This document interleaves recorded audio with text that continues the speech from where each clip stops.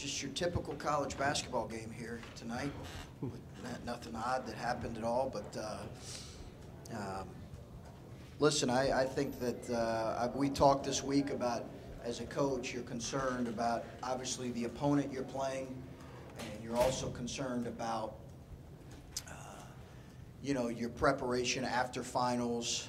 You're concerned as a coach. You're thinking about, hey, did I do a good enough job keeping them sharp through the week of finals? So all those things are going through your mind, and then you're playing a team that, you know, has really the ability to score the ball on you if you're not locked in. So I give App State a lot of credit. I thought they just kept playing and kept coming at us. It was an even score in the second half.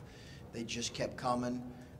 They got to the line on us, and we've got a lot of stuff we've got to shore up for sure. And I'm glad that we're hopefully able to learn some things from a win as opposed to a loss. But there were some good things as well.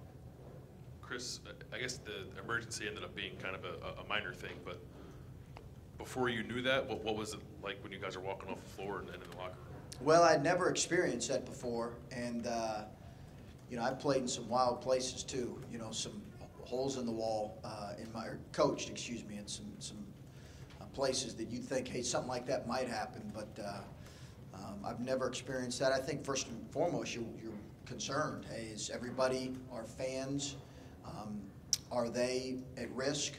Are they safe?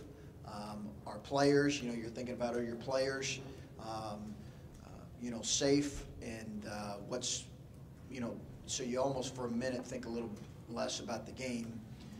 But once we realized it was, I guess, a fire that was confined just to a concession stand, and then we were able to kind of move on to preparing our team to get back ready to play. I will say this, huge thanks to our fans who came back in the building after they were asked to leave the building. They certainly could have left, but I've got a lot of appreciation for them, for those that stayed, and almost it seemed like everyone stayed. So I just want to take a special moment to thank Buckeye Nation for sticking around. I'm sure you don't ever plan for anything like that, but did you sense that it took a minute or two for you guys to get back in the swing of things after that delay? I think so, but it you know, probably does them too. I don't know if either team had momentum at that point because they were scoring pretty easily, and so were we.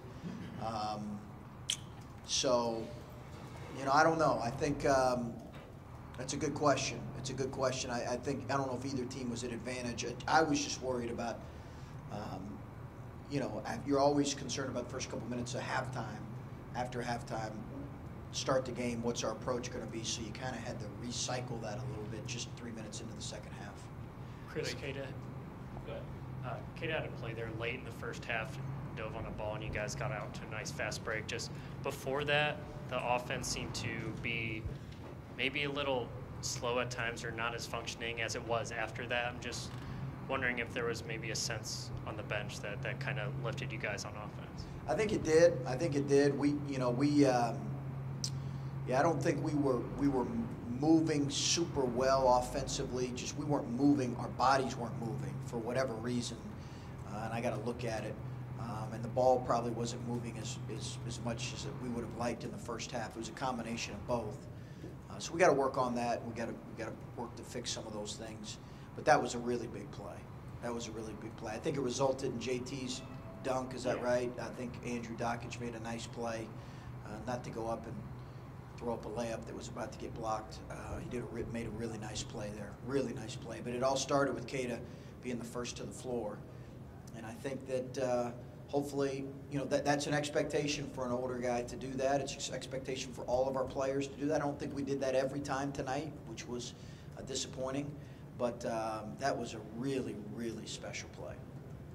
I know you said obviously you've got some things that you need to shore up after this. When we just talked to Jim, he said that you guys took them completely out of every way they want to play.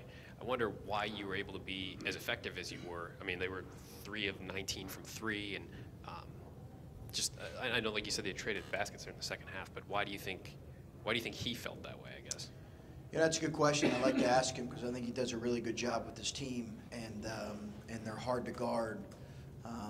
I felt like we were doing a good job of that in stretches in the first half. We fouled way too much late in the game, the last 6 or 7 minutes of the game.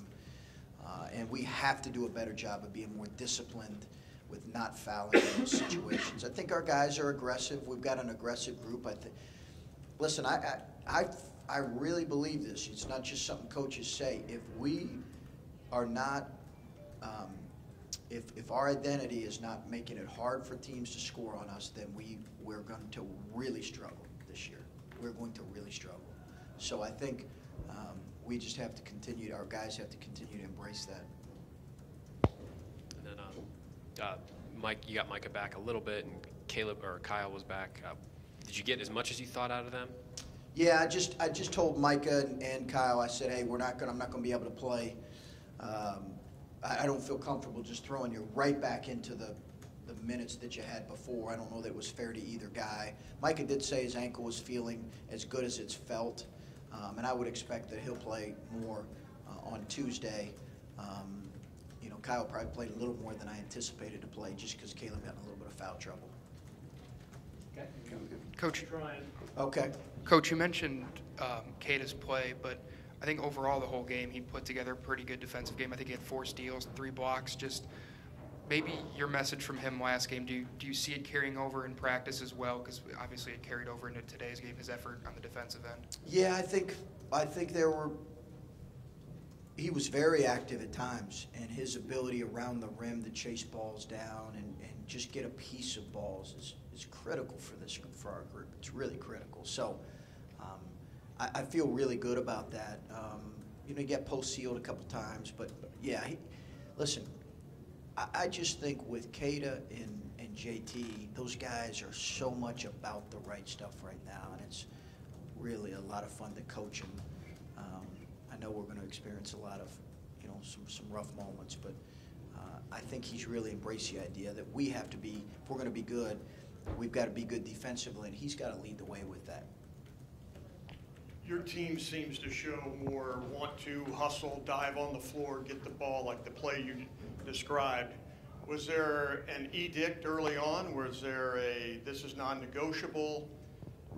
It just seems different than the last couple of seasons, and I know it's early, but I'm not the only one who says this. Well, I hope that continues. Those things, you're only as good as you perform in the most recent game. I hope that continues. I think that our guys recognize that we don't have that has to be what we're about. We don't have a huge margin for error, and I think they also recognize that people appreciate seeing them play this way, and that is the expectation for us. And we have to practice that way consistently, and I think that builds habits where you can. It's just motor or muscle memory in a way. You just go do it when you see a ball laying there, and that's what we have tried to stress from day one in practice. Do you think it's a roster trying to impress a new coach? I think it's a roster that's hungry to feel good about themselves and is curious to see what can happen if we play together and play hard. And we don't always do that, and when we don't, we get exposed. But I think it's a group of guys that says, hey, listen, we're hungry to see what we can be if we play together and play hard. And I think that as much as anything.